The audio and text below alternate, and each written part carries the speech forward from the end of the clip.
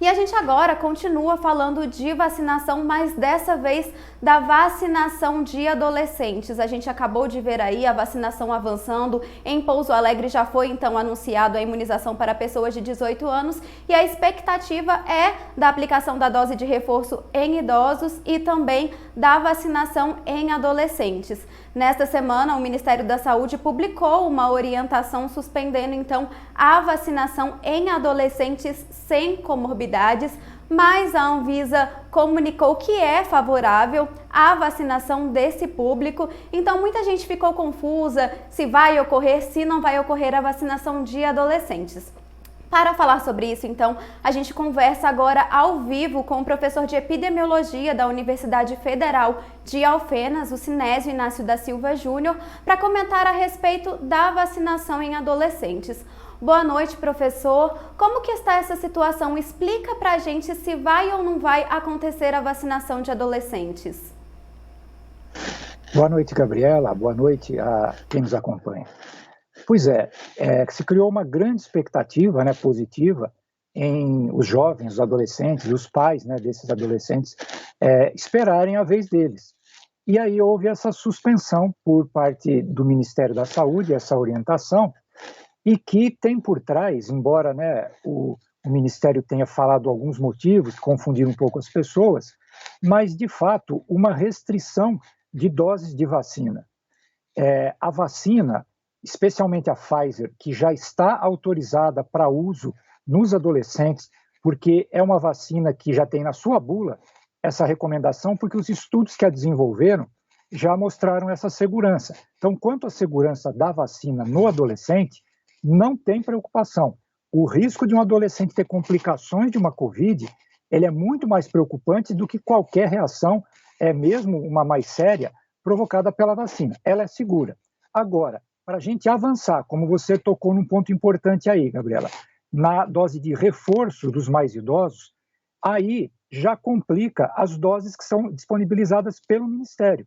Então, nesse momento, resumindo e entendendo, a vacinação dos adolescentes, ela é segura, porém, nós estamos com doses suficientes para fazer avançar essa dose de reforço nos mais idosos e vacinar a contento os adolescentes. E só para o pessoal ter uma ideia do risco.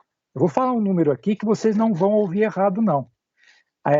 Diminuiu muito o risco de morte das pessoas já vacinadas, dos idosos e de todos. Mas ainda agora, em agosto, em Minas Gerais, uma pessoa idosa com 60 anos ou mais, comparando com aquelas de 10 a 19, ela tem 1.068 vezes mais risco de morte do que um adolescente de 10 a 19. Se você pegar uma pessoa de 80 anos ou mais, vocês não vão ouvir errado, não. Ela tem 2.670 vezes mais risco de morte do que a de um adolescente. Então dá para a gente se convencer que a prioridade é salvar essas vidas, mas acelerarmos o máximo essa retomada com os adolescentes, sim.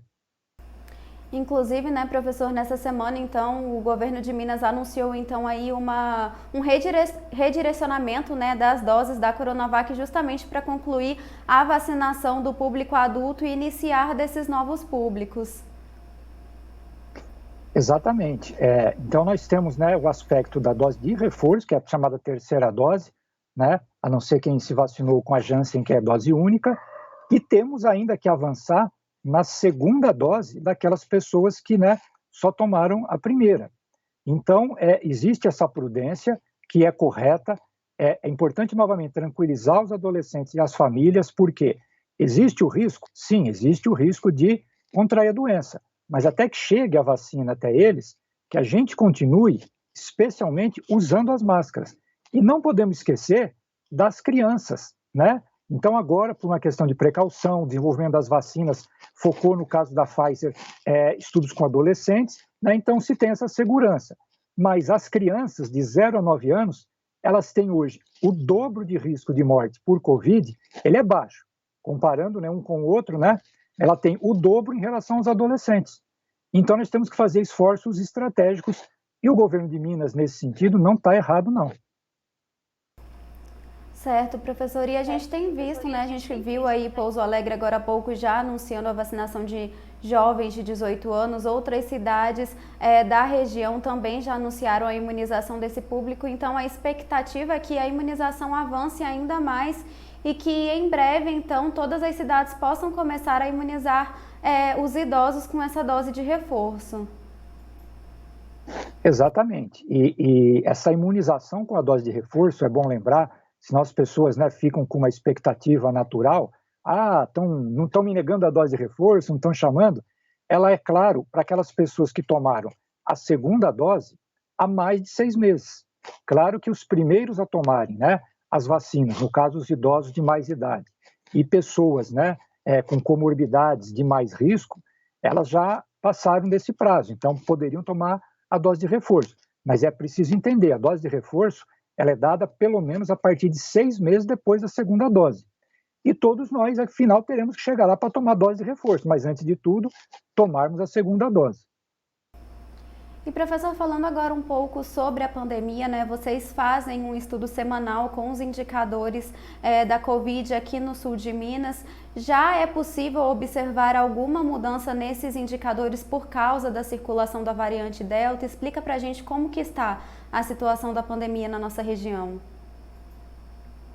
Esse é um assunto, sem dúvida, né, que é grande preocupação de todo mundo, né, Gabriela?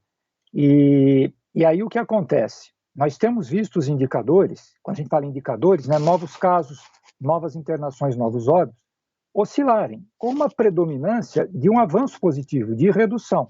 Mas, por exemplo, olha lá, a regional de Pouso Alegre, que naturalmente a cidade de Pouso Alegre pertence e cedia essa regional de saúde, hoje exatamente ela oscilou de novo uma tendência de crescimento em novos casos.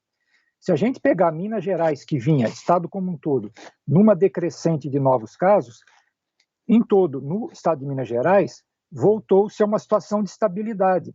Puxada por quem? Por já quase 10 dias de tendência de crescimento de novos casos na região centro. Belo Horizonte, cidades da grande metrópole Belo Horizonte, região centro do estado que é a mais populosa. E a região oeste também já 3, 4 dias com tendência de crescimento. Em Belo Horizonte, por exemplo, a variante Delta já é 56%. O restante é a gama, com algumas outras aí de menos importância. Então, nós estamos na expectativa em relação a esses números e o resultado da grande circulação de pessoas que se facilitou tranquilamente, né, uma maior circulação da variante Delta, proporcionada pelo feriadão do 7 de setembro. Esses números ainda vão estar, se a gente vai ter um grande aumento ou não, o que aumento vamos ter, para serem observados do fim dessa semana para o começo da próxima. E continuando então aí, né, professor, com todos os cuidados, visto que essa nova variante ela é mais contagiosa, é necessário redobrar então a atenção, mesmo com o avanço da vacinação. Sem dúvida, essa variante, para o pessoal entender, né, ela é mais transmissível. Então, uma pessoa, por exemplo, com a variante gama, ela transmitia para 2, 3, numa média. Com a variante delta, isso vai para 4, 6. Então, vamos imaginar assim, né? A pessoa recebia uma carga de 10 vírus, um exemplo. E aí, 2 desses 10 vírus conseguiam entrar na pessoa. Agora, a pessoa pode receber uma carga, metade disso, tipo 5 vírus, né? Dando em números, né? Só que 5 vírus sozinho não seria suficiente. Mas uma carga viral, por exemplo, de 5, e vão entrar 2, 3. Então, a partir de uma carga viral menor, você faz a mesma infecção.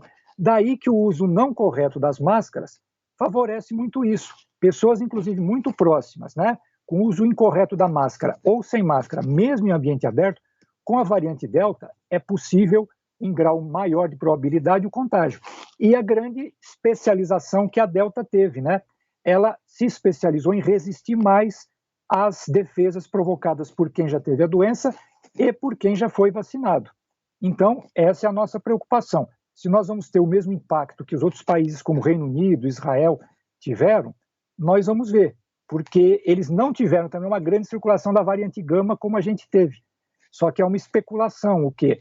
Nós estaríamos um pouco mais protegidos, porque já nos contagiamos muito com a gama, fica uma incógnita, portanto, temos que ter muita prudência. Professor, muito obrigada por todos os esclarecimentos e informações a respeito da pandemia aqui na nossa região. Eu que agradeço, Gabriela, a oportunidade, né? Estamos sempre à disposição. Esse é um esforço conjunto de todos nós e só coletivamente vamos vencer um desafio que é coletivo, uma pandemia.